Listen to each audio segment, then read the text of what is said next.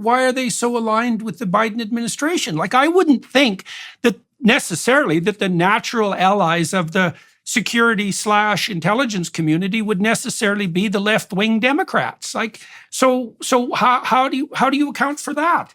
It's not really about that. It's about, well, I mean, partly it may be, but because Washington, they're all from the swamp, and in Washington, 90% of people vote Democrat. But I think it's something more, and I think this is why Trump was perceived as an existential threat. Because actually, when you look at his presidency, he just, he didn't do any, he didn't start any wars, he didn't do anything dangerous.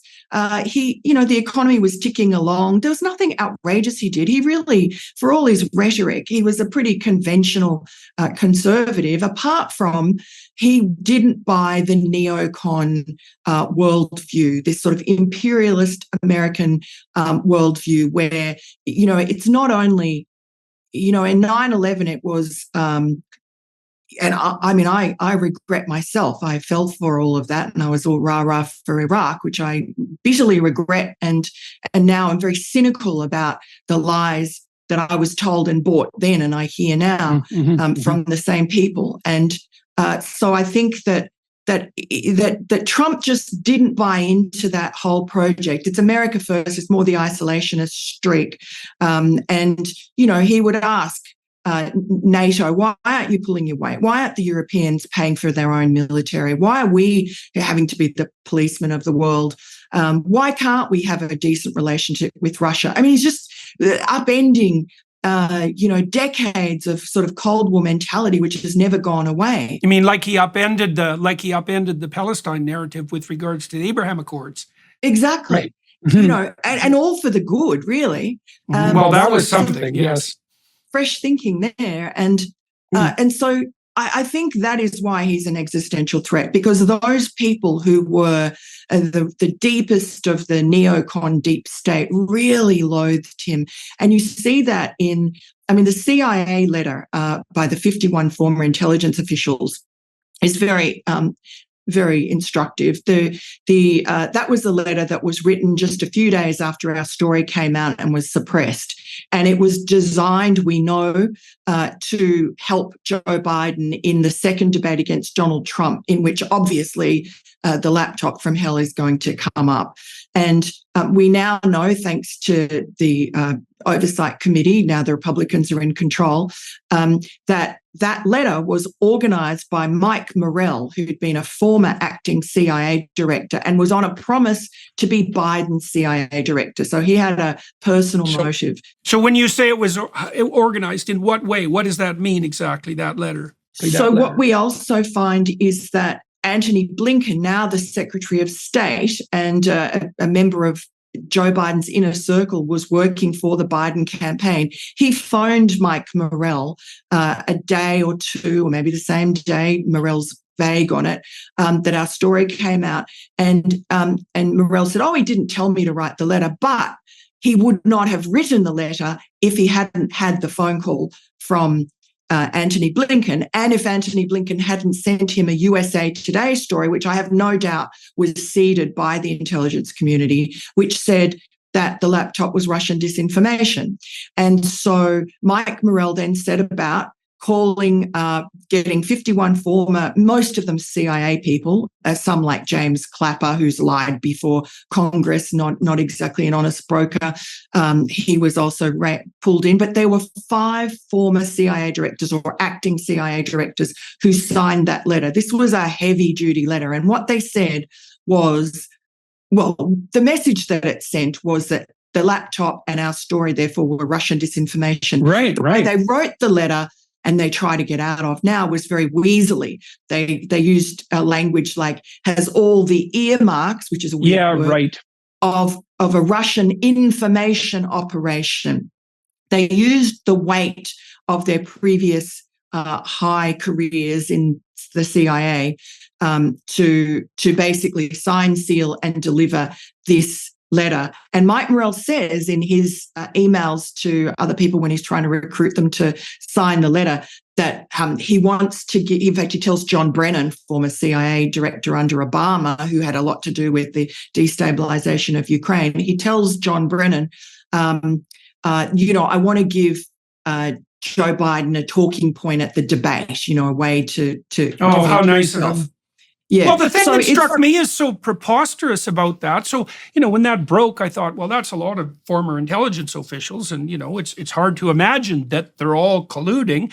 But on the other hand, why in the world would the Russians be so thrilled with Trump? I mean, you had to buy that story, right? You had to believe that Trump was somehow a natural ally of Russia and Putin. And I mean, I know that Trump got along with Putin the same way he got along with the preposterous leader of North Korea.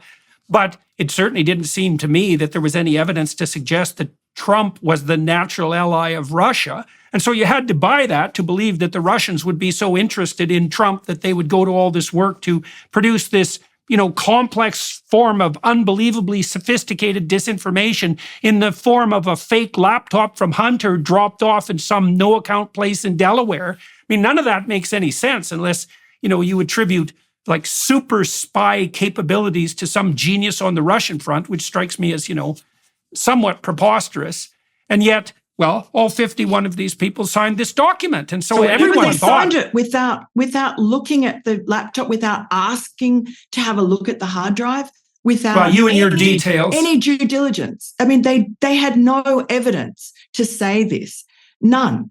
And they in fact admitted in the letter, they say, from our vast experience, we've ascertained, this has the whole earmarks of a Russian information operation. So they abused their authority. They abused the trust that the American people would have in that authority. Yeah. And it's extraordinary to me that they haven't apologized. They've, we have tried numerous times. I've tried. I've sent emails. I've phoned. I've called their bosses. I've called the think tanks. They've the bosses of the think tanks that they're aligned to. Every which way. We've had other reporters do the same thing, and there's just nothing from them. It's just dead. One guy called David Priest, who was a CIA something or other, he went on Fox News and he said he's happy that he did it. It was the right thing to do. By what standard? But because Trump is so evil that every possible weapon used against him is justifiable no matter what? Is that the rationale? Well, that's the subtext. But no, he had some bogus excuse. Can't even remember. It was so flimsy. But they and I have spoken to someone who should have signed it, had the credentials to sign it, and didn't sign it because he felt that there was no basis for it. He didn't want to be involved in he just saw it as a political hit. And so that would have been, these people are very savvy. I mean, you'd expect them to be. They're high-level CIA analysts and directors. You would expect that they would sniff a rat and know that this was political. Of course they knew. But as you said, they felt there was this sort of this illness that had was afflicting the intelligence community and all the formers, which was that Trump is an existential threat. Sure, that's right. You see that in the reaction of people like Harris, is that Trump is such a threat that no matter.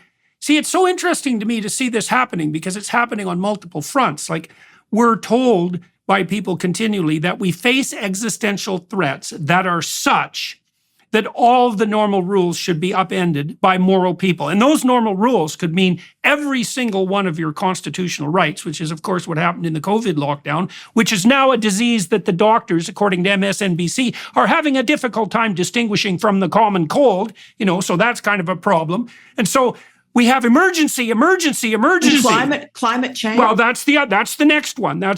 It's like climate change is such an emergency that every right-thinking person is terrified into apocalyptic panic, and so you don't get to fly, and you don't get to have a car, and you don't get to leave your city, and you don't get to eat meat, and well, quote, we get all the power, and of course that has nothing to do with any of this. And so, one of the things that I've come to conclude is that if you're listening to someone who says the crisis is such that your fear justifies my suspension of your civil liberties, then you're talking not to your ally in crisis and an appropriate leader, but to a tyrant in sheep's clothing.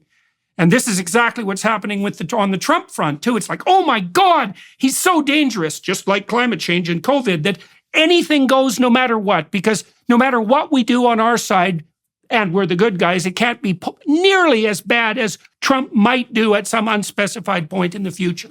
It's like, well, just about enough of this. I mean, the story that you unfold, and we touched on the collusion part of it here at the end, is right again, FBI, CIA, Facebook, Twitter, conspiring with the Washington Post and the New York Times to subvert what I would say is the story of the biggest political scandal in my lifetime. Like, I was around, I was young during the Watergate hearings and the Nixon collapse, and that was nothing compared to this, as far as I can tell.